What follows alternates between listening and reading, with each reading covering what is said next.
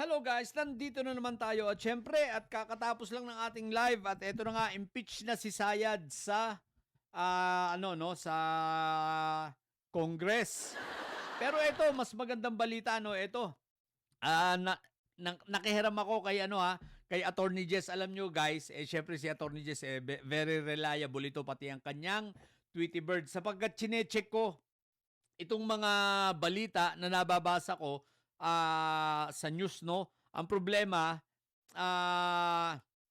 pag sa Facebook pa lang siya naka-post itong mga news agencies natin, hindi pagdating dito sa Canada, hindi siya na-open, no?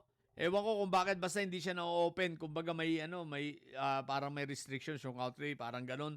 So, hindi siya na-open dito. So, hinanap ko. So, eto, kinonfirm naman ni Attorney Jess at may hawak na si Sentry na warrant ng ICC. So, kung may hawak na warrant ng ICC, aba, nagkamali mukhang sumablay si Bato. O maaaring nanalo sila na napatalsik nila si Tito Sen, pero si Bato, paano na? Hawak ni Senator Trillanes ang bit. Ang tanong, makakalabas ba si Bato sa Senado? Malamang hindi. Diyan muna siya sa Senado pero tandaan natin ang Senado ay ano rin yan anong tawag dito? Magre-recess din yan. No? Pag nag-recess, pag nag-adjourn yan at nag-adjourn yan, wala nang protection si Bato. So, mukhang lugi si Bato pa dyan, ha? Naku po, Rudy. Lumabas-labas ka pa kasi, yan. Now, ito ngayon, ito yung sinasabi ko nung minsan na pwedeng ito ay strategy lang, ng DILG. No? Tsaka, kaya yung, di ba, nilabasan si Bato ng Subpuena, di ba? Para pasagutin, para lumutang lang siya. Ngayon, lumutang na siya. So, ibig sabihin, talagang dadamputin siya at kukunin siya ng, tatrabahuin talaga pala siya ng PNP at ng DILG. pag yan talaga, talagang medyo, bibilib ako rito kay John B. kahit papano, sige. Kung ganito ang mangyayari, at least, kasi naiisip ko na talaga yan, di ba? Nabanggit ko na nga sa inyo yan, yung isa kong content, di ba? Sabi ko, pwedeng ito ay strategy na meron na talagang hawak at may usapan at kumbaga gusto lang nilang palutangin si Bato. At ito na nga, lumutang. So, naisahan nila rito. Naisahan nila si Senator Esprikitik. Maaaring oo, nanalo sila sa pagpapababa kay Tito Sen, naisahan naman sila. Ngayon, ang tanong, wala na bang pag-asa sa Senado ang impeachment ni Sayad? Hindi ganun yun.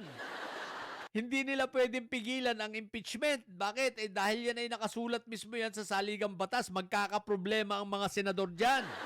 Ang maaari nila magawa, mapending lang ng mga ilang panahon pero hindi ganun kahabaan.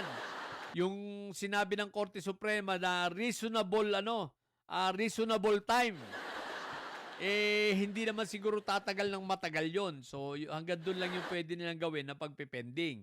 Pero ang tanong, matutuloy ba? Tuloy na tuloy yan sa Senado, sigurado yan. Ang tanong rin lang, pag natuloy yan sa Senado, at manalo, hindi man ma-impeach si Sayad, at least damaged goods na siya.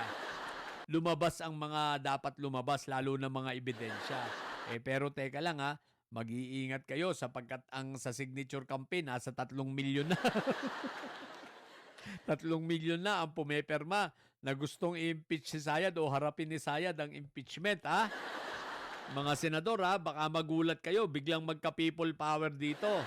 So, at least, winawarningan namin kayong mga senador, Dito nyo makikita ang pwersa ng mamamayan, ang tunay na pwersa ng bayan, Makikita ninyo rito ang masa kapag hindi ninyo at inakyat at tinanggap ang articles of impeachment at dinelay na naman ninyo.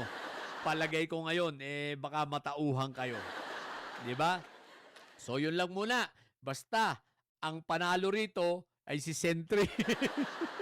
At siyempre, ang taong bayan dahil na-impeach si Sayad sa Kongreso, 255, no? Nalampasan pa yung 215 dati, di ba? 255. 26 lang yung bumoto ng no at siyam ang nag-abstain. Shoot sa balde si Sayad. Okay?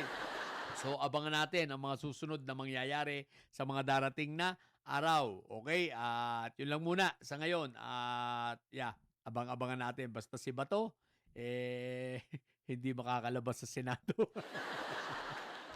Bye! Ay, sa mga bobo didilis at may saya dyan, ang tatay nyo ay preso, ang BP nyo ay bobo. Manatili kayo mga bobo at may sayad. Sapagkat ang may sayad ay laging high blood. Bye!